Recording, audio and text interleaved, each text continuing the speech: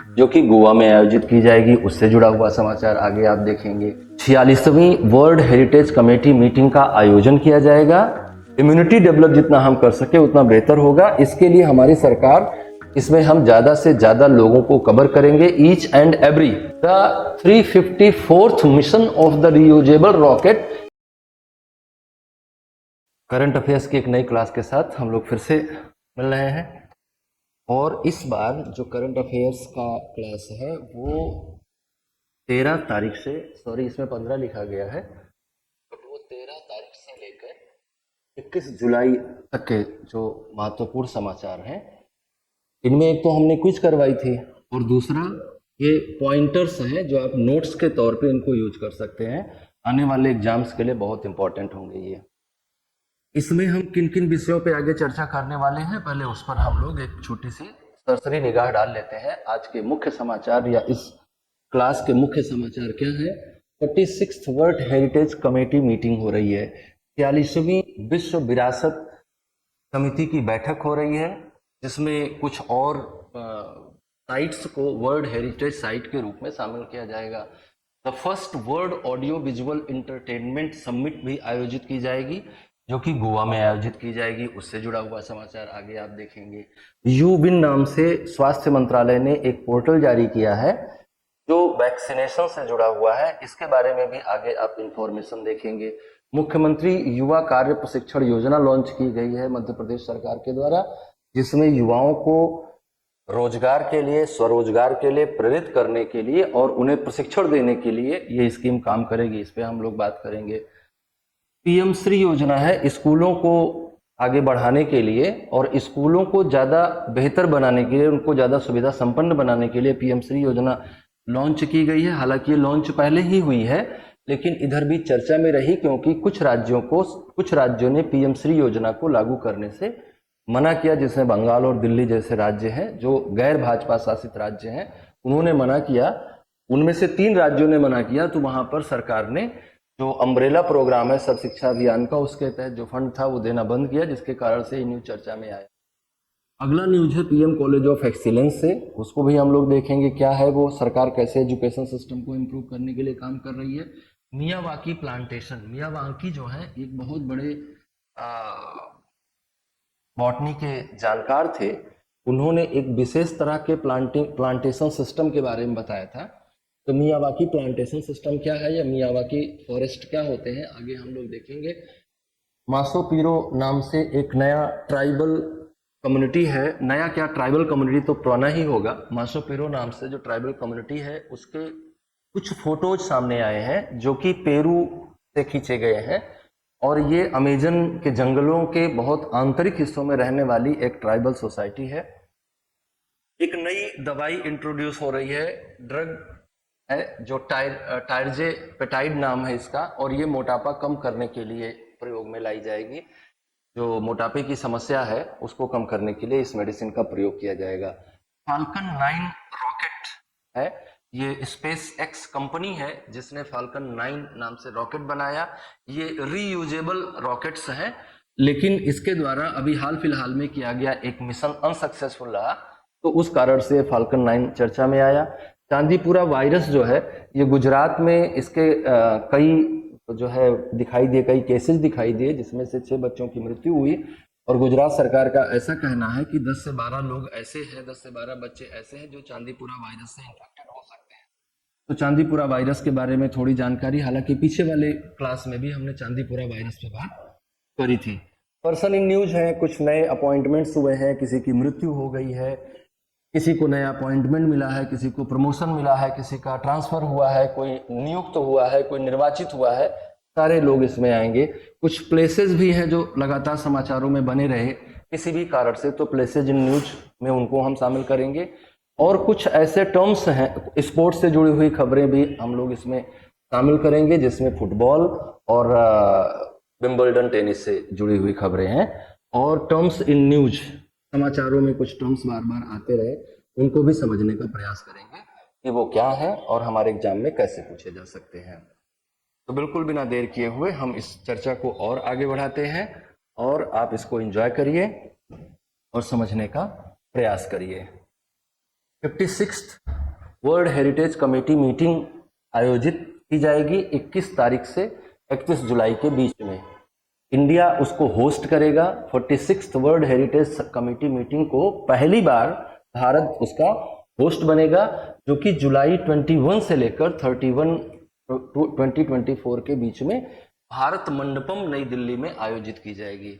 तो नई दिल्ली के भारत मंडपम में 46वीं वर्ल्ड हेरिटेज कमेटी मीटिंग का आयोजन किया जाएगा और ये भारत द्वारा आयोजित किया जाने वाला या भारत द्वारा होस्ट किया जाने वाला भारत पहली बार इसको होस्ट कर रहा है इस मीटिंग में। इस मीटिंग का ये लोगो है, आप इसको देख लीजिए।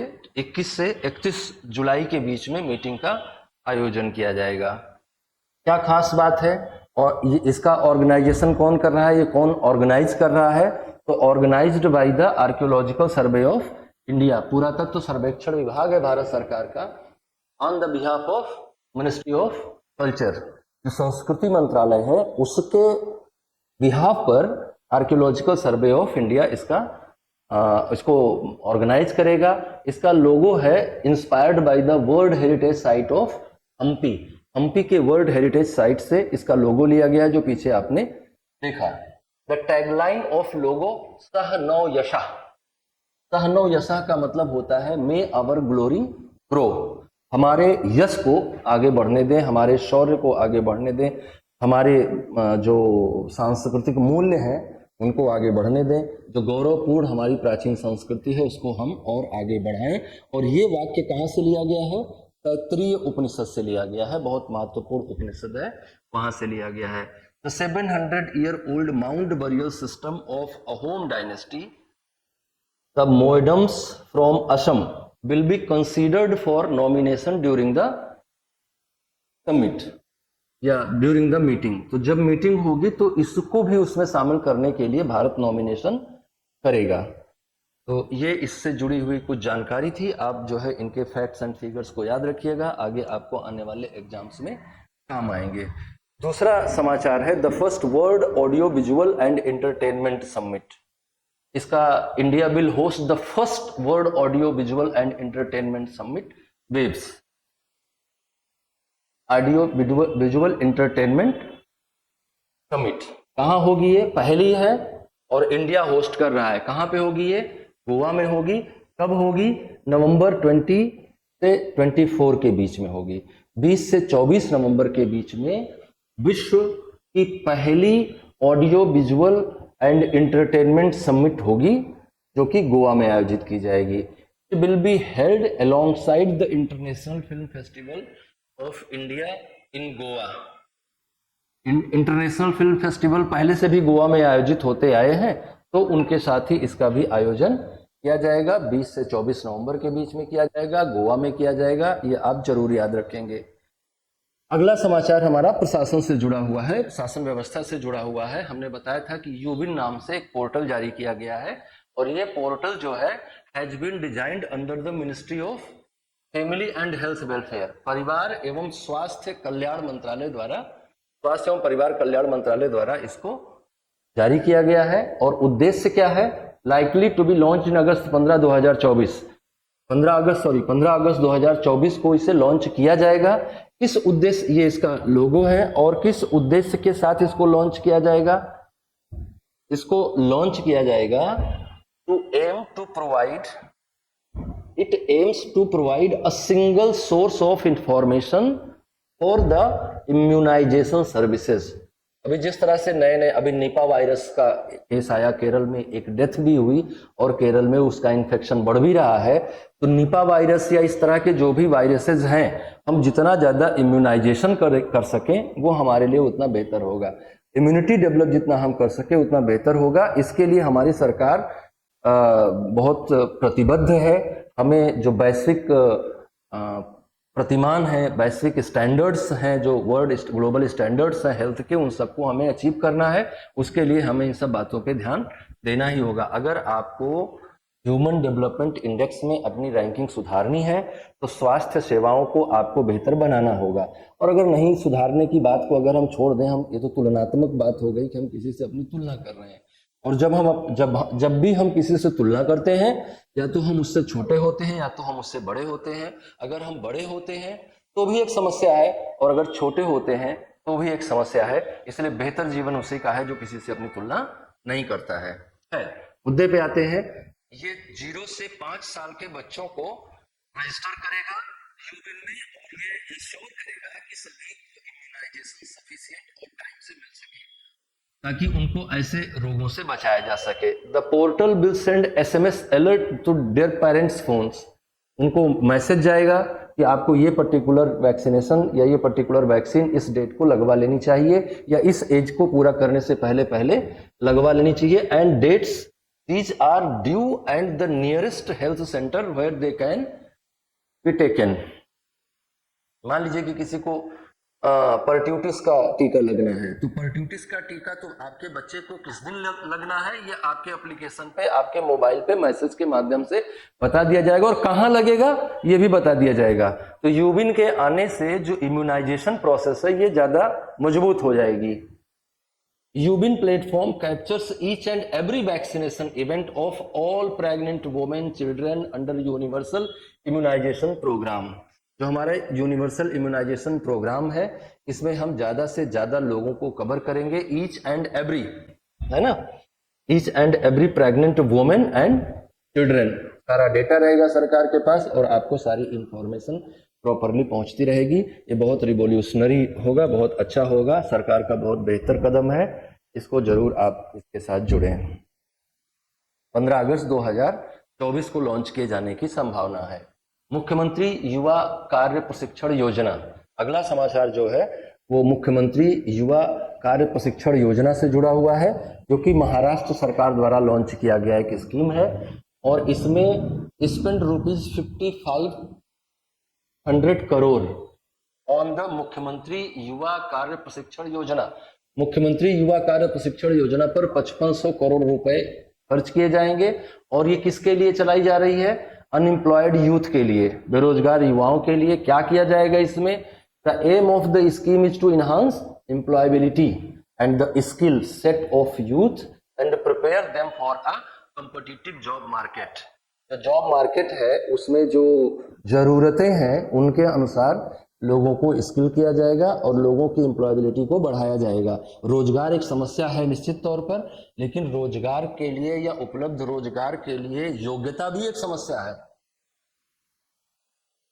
जो रोजगार मार्केट में उपलब्ध है उनके लिए आप योग्य नहीं है, तो आप एम्प्लॉयबिलिटी आपकी कैसे प्रूव होगी? तो एम्प्लॉयबिलिटी बढ़ाने के लिए सरकार ये कर रही है, मुख्यमंत्री युवा कार्य प्रशिक्षण योजना चला रही है। और युवाओं को राज्य सरकार निःशुल्क प्रशिक्षण और 6,000 रुपए से 10,000 रुपए तक हर महीने सहायता प्रदान करेगी, जिससे वो स्किल होंगे, और स्किल होंगे तो या तो वो नौकरी कर लेंगे या फिर स्वरोजगार करेंगे, अपने आप से कोई रोजगार सृजित करेंगे, दूसरों को भी रोजगार प्रदान करेंगे। अगला न्यूज है पीएम श्री पर। इस पर भी हम लोग कल वाली क्लास में बात किए थे कि पीएम श्री योजना क्या है। जिन लोगों ने इस पे पहले वाले लेक्चर को नहीं देखा है वो जाके देख सकते हैं। पीएम श्री पर बहुत डिटेल से बात हुई है। तो PM Shri which was launched in 2022 seeks to develop 14,500 schools to showcase the National Education Policy 2020। Bharat सरकार ने 2020 में न्यू एजुकेशन पॉलिसी लॉन्च करी थी। उनको कैसे इंप्लीमेंट किया जाएगा, इसके लिए एक मॉडल के रूप में 14,500 स्कूलों को डेवलप करने का सरकार ने टारगेट लिया है पीएम श्री योजना के तहत। उनको एग्जाम्पलर्स बनाया जाएगा for other schools in the region. अगर किसी क्षेत्र में एक स्कूल ऐसा डेवलप किया गया पीएम श्री स्कीम के तहत, तो बाकी स्कूल भी उनको फॉलो करके और उस तरह से चीजों को डेवलप करने का प्रयास करेंगे। इससे हमारा एजुकेशन सिस्टम ज्यादा स्ट्रांग होगा। और जो नई एजुकेशन पॉलिसी है उसमें हमारा जो व्यवस्था है वो शिक्षा के साथ साथ लोगों को ज्यादा से ज्यादा स्किल डेवलपमेंट के लिए भी प्रेरित कर रही है।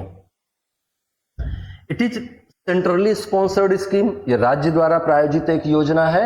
Where schools are selected through the challenge mode model. तो चैलेंज मोड क्या है? किन किन चैलेंज मोड को फॉलो किया जा रहा है? किसी भी स्कूल को पीएम श्री स्कूल के अंतर्गत लाने के लिए उस स्कूल के पास क्या क्या होना चाहिए, वो कंडीशन सरकार ने तय कर रखी है। पहला कंडीशन क्या होना चाहिए? पहला क्या होना चाहिए? पक्का बिल्डिंग होना चाहिए in a good condition. Barrier free access ramps होने चाहिए, at least one toilet each for boys and girls, बच्चियों और बच्चों के लिए सेपरेट टॉयलेट भी होना चाहिए। इन कंडीशंस को जो भी पूरा कर रहा होगा, जो भी स्कूल्स पूरा कर रहे होंगे, they can apply for PM Shri scheme, और वो 14,500 स्कूलों को पूरे भारत से लिया जाएगा पीएम श्री स्कीम के तहत। अगला समाचार जो है वो है पीएम कॉलेज ऑफ एक्सीलेंस पे। Union home minister Amit Shah has virtually inaugurated prime minister's college of excellence for 55 districts in Madhya Pradesh. Madhya Pradesh के 55 जिलों में वर्चुअली इनागुरेशन हुआ है इस स्कीम का, जिसका नाम है PM college of excellence. These colleges of excellence where all courses will be offered as per new education policy and will aim to impart employment oriented education, जो कि हमारे पुराने वाले एजुकेशन सिस्टम का सबसे बड़ा लैक था। पुराना एजुकेशन सिस्टम हमारा जो था उसमें एम्प्लॉयबिलिटी कम थी और एम्प्लॉयमेंट ओरिएंटेड एजुकेशन का बहुत बड़ा लैक था। तो उसको कम करने के लिए न्यू एजुकेशन पॉलिसी सरकार 2020 में ले आई है, और उसी को आगे बढ़ाने के लिए इस तरह की स्कीम्स भी भारत सरकार ला रही है, जिसमें लगभग 486 करोड़ रुपए की लागत आएगी। तो इस बात को भी आपको ध्यान में रखना है। अगला समाचार जो है वो एनवायरनमेंट से है, पर्यावरण से संबंधित मुद्दों से है। मियावाकी प्लांटेशन क्या है और क्यों चर्चा में है?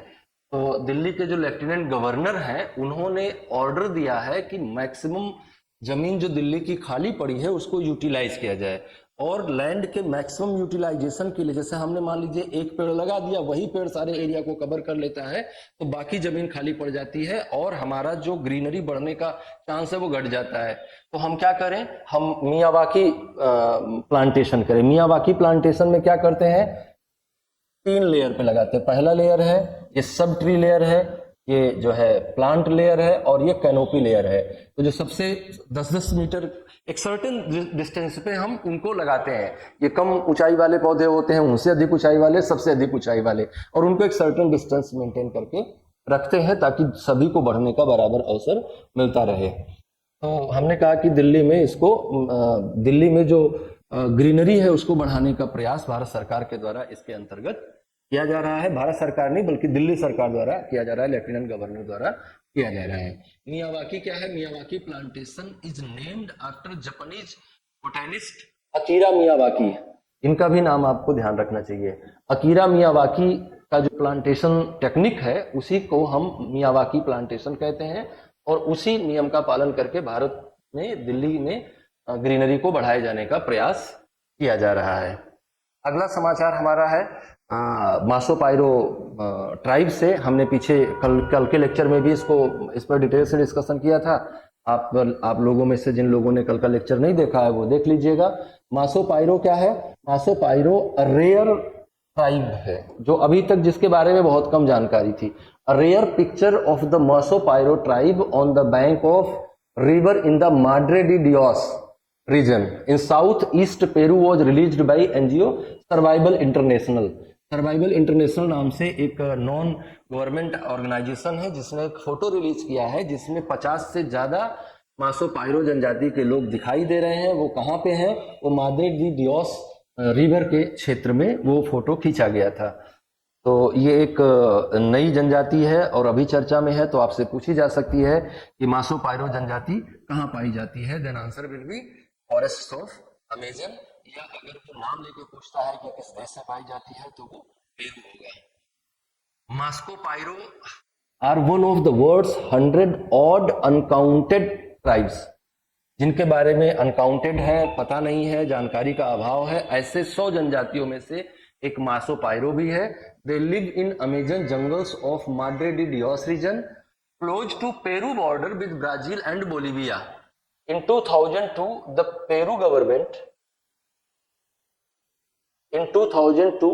the Peru government created the Madre de Dios Territorial Reserve to protect the territory of Maso Pairo, कि वो आसानी से रह सके। दरअसल विविधता को बचाए रखना भी दुनिया के समक्ष एक बहुत बड़ा चैलेंज है, और इस विविधता में चाहे वो जैव विविधता हो, चाहे मानव का जैव विविधता हो, चाहे पशुओं की जैव विविधता हो, चाहे वनस्पतियों की हो, सबको मेंटेन रखने के लिए सरकार प्रयास करते रहती है और उसी प्रयास के परिणाम स्वरूप ये आगे बात बढ़ रही है।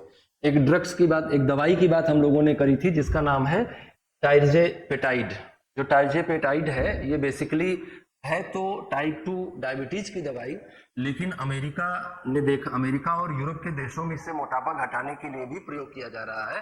तो उसी बात को ध्यान में रखते हुए ओबेसिटी बहुत बड़ी प्रॉब्लम है इंडिया में भी, तो ओबेसिटी से निपटने के लिए इस दवाई को भारत सरकार ने भी भारत में बेचने की मंजूरी दे दी है। कौन बनाएगा? एली लिली नाम की एक अमेरिकन कंपनी है जो इसको बेचेगी। तो last week an expert committee of India drug regulator gave the green light to drug tirzepatide. The US Food and Drug Administration has approved Wegovy, semaglutide होता है, और Zepbound, ये tirzepatide होता है, for chronic weight management in adults.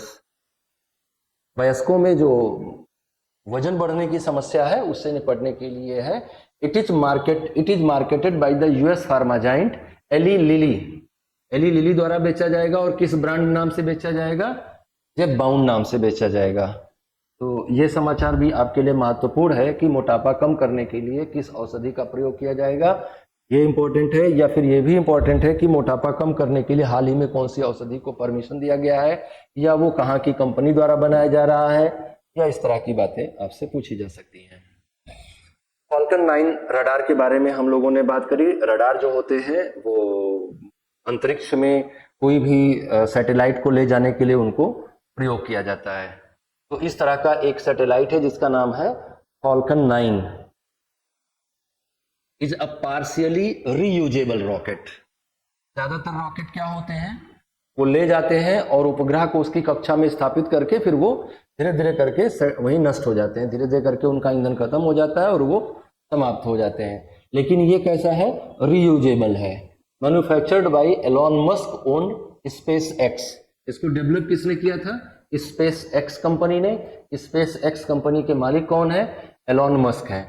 The 354th mission of the reusable rocket failed, marking the first Falcon 9 failure.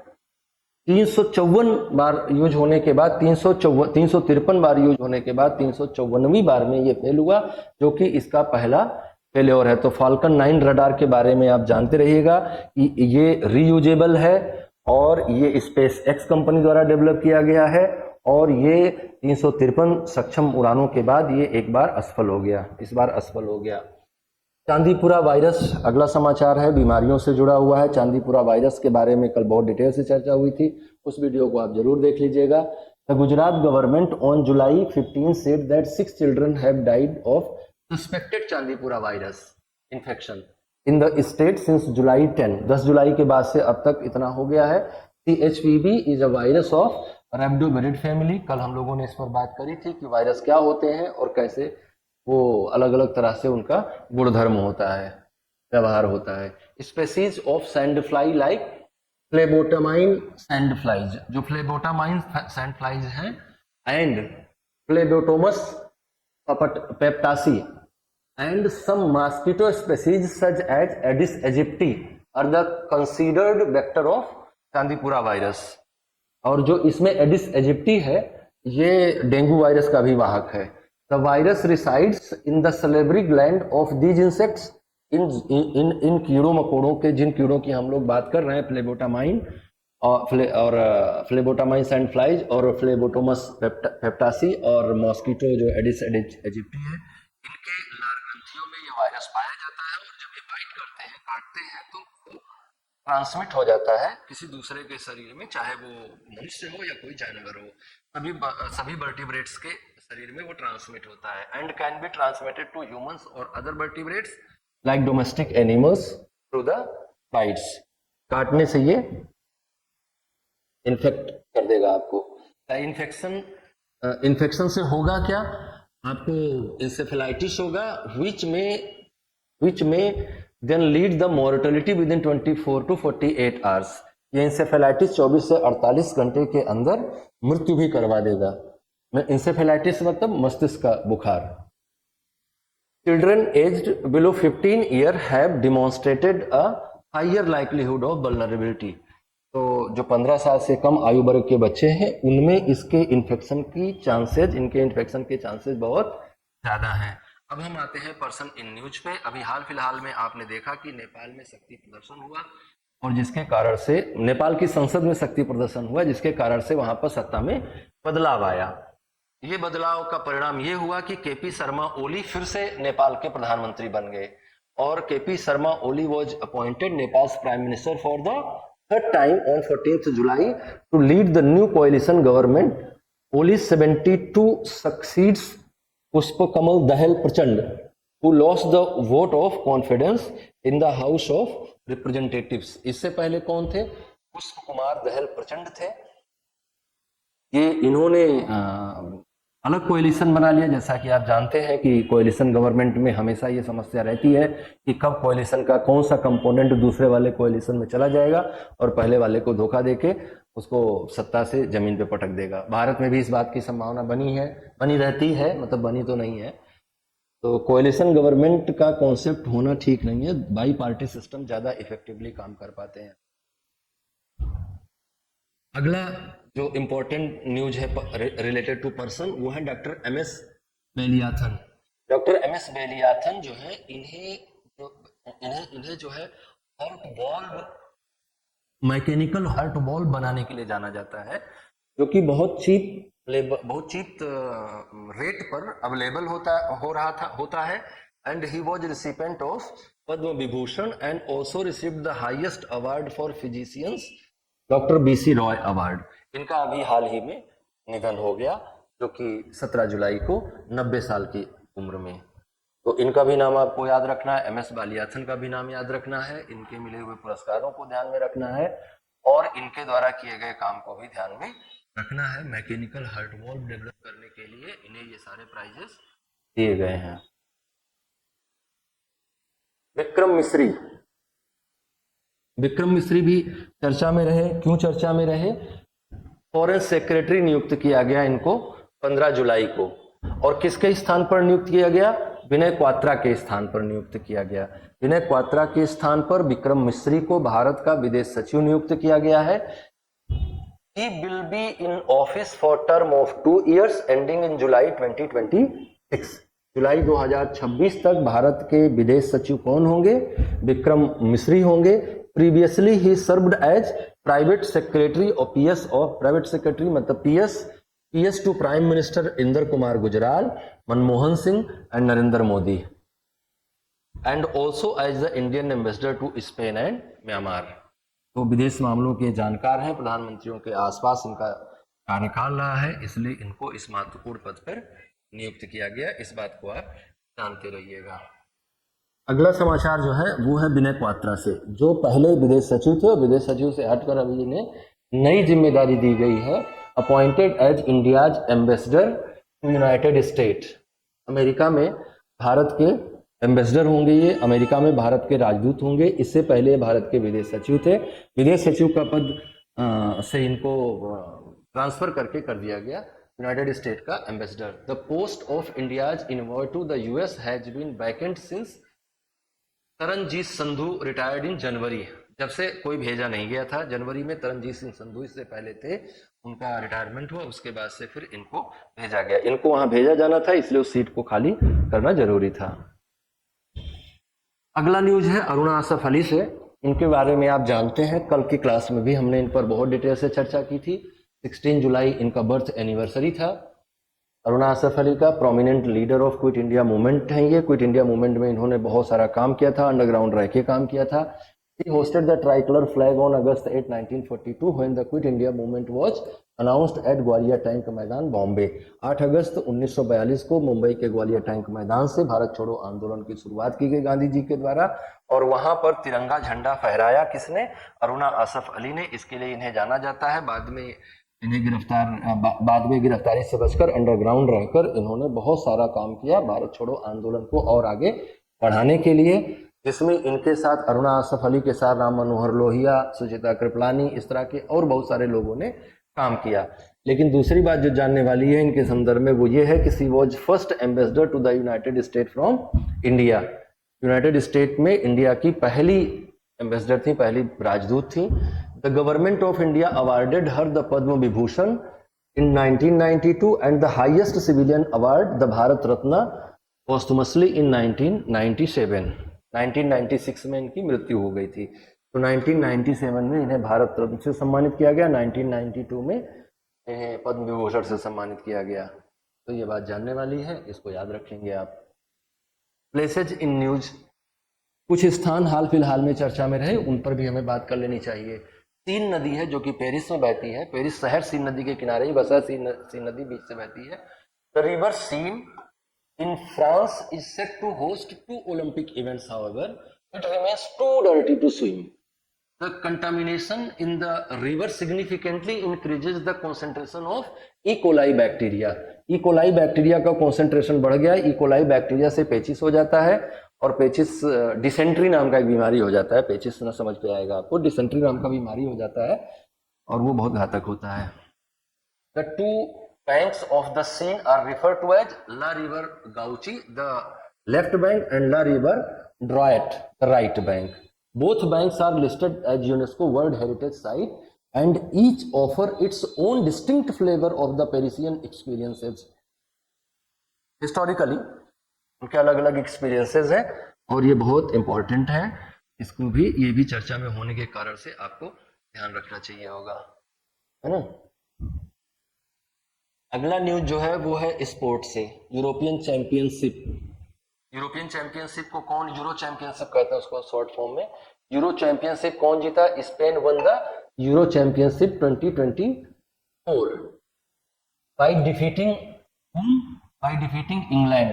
जीता कौन? Spain. हारा कौन? इंग्लैंड। कितने से हारा? 2-1 से, clinching the champion trophy of the 4th time, चौथी बार स्पेन जीता है। इसको ऑर्गेनाइज कौन करता है? Union of European football association द्वारा आयोजित किया जाता है। अच्छा, ये जानते रहिएगा यूरोपियन चैंपियनशिप किसके लिए दिया जाता है? तो फुटबॉल के लिए दिया जाता है। और कौन जीता इसको? स्पेन जीता। किसको हराया इसने? इंग्लैंड को हराया, 2-1 से हराया।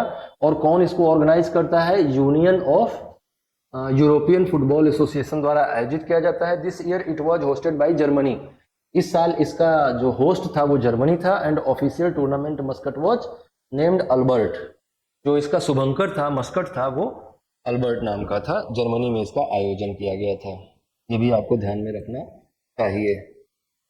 अगला समाचार खेल से ही है, कोपा अमेरिका। कोपा अमेरिका जो है वो clinched, Argentina clinched the Copa America. ये साउथ अमेरिकन वो है, कंट्री है अर्जेंटीना। तो ये भी फुटबॉल का, ये 2024 title of defeating Colombia 1-0। Colombia को हरा के कोपा अमेरिका को जीता किसने?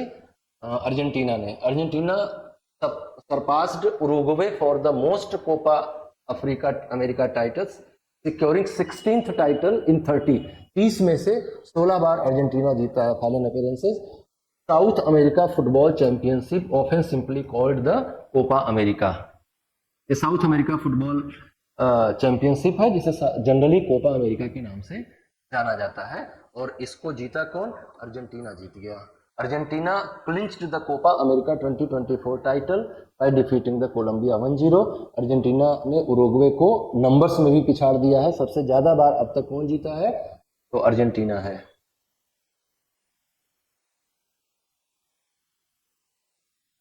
अगला न्यूज है विंबलडन से, विंबलडन 2024 से। Wimbledon is only grand slam, 4 grand slam है जिनमें से Wimbledon is only grand slam tennis tournament that is played on gross. बाकी के प्ले ग्राउंड कैसे होते हैं? वो चट्टानी होते हैं, रॉकी होते हैं। In the world's oldest tennis tournament having first been played in 1877। ये दुनिया का सबसे पुराना टेनिस टूर्नामेंट है जो कि 1877 में सबसे पहली बार शुरुआत किया गया। The other 3 grand slams are the Australian open और रोलांड गैरोस या फ्रेंच ओपन उसको हम कहते हैं, और यूएस ओपन। तो 4 को टेबल टेनिस की बड़ी प्रतियोगिताएं हैं। एक को हम विंबलडन ओपन कह रहे हैं, दूसरे को हम ऑस्ट्रेलियन ओपन कह रहे हैं, और तीसरे को हम फ्रेंच ओपन कहते हैं, और चौथे को यूएस ओपन कहते हैं। जो फ्रेंच ओपन है उसका नाम और रोलांड गैरोस भी है, तो ये बात ध्यान रखिएगा। लेकिन हम लोगों की न्यूज किससे जुड़ी हुई है? विंबलडन 2024 से जुड़ी हुई है। विंबलडन 2024 के विजेताओं की सूची आपके सामने है। कैटेगरी वाइज ये हम आपको बताते चल रहे हैं। ये कैटेगरी बता रहा है, ये विनर बता रहा है, ये रनर अप कौन रहा वो बता रहा है। लेडीज सिंगल किसने जीता? बारबोरा क्रेजिस्कोवा, ये चेक गणराज्य की हैं, और हराया किसको इन्होंने? जैस्मिन पाओलिनी, ये जो कि इटली की हैं। जेंटलमैन्स सिंगल कौन जीता? कार्लोस अल्कराज, कहाँ के हैं ये? स्पेन के हैं। और नोवाक जोकोविक जो कि सर्बिया के हैं, इनका नाम तो आप जानते ही होंगे, इन्होंने ये रनर अप रहे। लेडीज डबल्स में कौन जीता? कैटरीना सिनिकोवा, ये भी चेक रिपब्लिक की हैं। और टाइलर टाउनसेंड, ये यूएसए के हैं। दोनों ने मिलकर खेला लेडीज डबल्स और जीता। इन्होंने किसको हराया? इन्होंने हराया गैब्रिएला डेब्रॉन्स्की को जो कि कनाडा की हैं, और एरिन राउटलिफ्ट को जो कि न्यूजीलैंड की हैं। जेंटलमैन्स डबल में कौन जीता? हरी हेलियोबारा फिनलैंड के हैं, और हेनरी पैटन जो है ये यूके के हैं, यूनाइटेड किंगडम के हैं। इन्होंने जीता और हराया किसको? मैक्स पर्सेल ऑस्ट्रेलिया और जॉर्डन थॉम्पसन ऑस्ट्रेलिया, इनकी जोड़ी को हराया। मिक्स डबल में लड़के लड़की एक तरफ, एक दूसरी तरफ एक लड़का लड़की रहता है, वैसा करके खेलते हैं। जैन जेलिंस्की पोलैंड और शू वेई ऐसे ताइपे की, उन्होंने खेला और हराया किसको? सैंटियागो गोंजालेज मैक्सिको के, और जूलियाना ऑलमोस मैक्सिको के, इनको हराया। तो इसको आप रट लीजिएगा, इसमें और कुछ भी काम नहीं कर सकते रटने के अलावा। कुछ समाचार ऐसे, कुछ शब्द ऐसे रहे जो समाचार पत्रों में आते रहे बार बार, तो उनके बारे में भी आप थोड़ा जानकारी ले लीजिए। एक वर्ड है यूएस स्पेशल काउंसिल। तो US special council earlier referred to as the special prosecutor or independent counsel is a lawyer chosen to look into and possible bring charges against cases suspected of misconduct, especially when the regular prosecutorial agency has a conflict of interest। ऐसा अगर कोई मामला आता है जिसमें इस तरह की सिचुएशन बनती है, तो यूएस स्पेशल काउंसिल उस मामले को परस्यू करेगा, आगे सुनवाई करेगा उसकी। दूसरा जो है वो पिंक बॉलवॉर्म है। पिंक बॉलवॉर्म जो है एक कीड़ा है। The pink bollworm known among farmers as गुलाबी सूंधी damaged the cotton crop and burrowing its larvae into the cotton bolls, खराब कर देता है कॉटन के पौधों को, और ये देख ही रहे हैं आप कीड़ा। अगला है प्रोजेक्ट स्ट्रॉबेरी, जो कि एआई से जुड़ा हुआ प्रोजेक्ट है। Open AI new model AI project है, aims to improve AI reasoning capabilities and allow them to undertake autonomous internet researches, something existing model cannot do। जो वर्तमान समय में ओपन एआई मॉडल है वो जो नहीं कर पा रहे हैं, उसको और बेहतर करने के लिए ये प्रोजेक्ट स्ट्रॉबेरी चलाया जा रहा है, एआई को और ज़्यादा मजबूत करने के लिए ना। तो इतना रहा आपके लिए समाचार, और इसको आप ध्यान से देखिएगा, इसमें जो भी फैक्ट एंड फिगर्स हैं उनको नोट कर लीजिएगा। और हम लोग बहुत जल्दी ही, मतलब कि कल हम इकोनॉमिक सर्वे पर क्लास लेंगे, तो आप जो है उसको भी ध्यान में रखते हुए इसको देखिएगा। आज के लिए इतना ही, बहुत बहुत धन्यवाद आपका।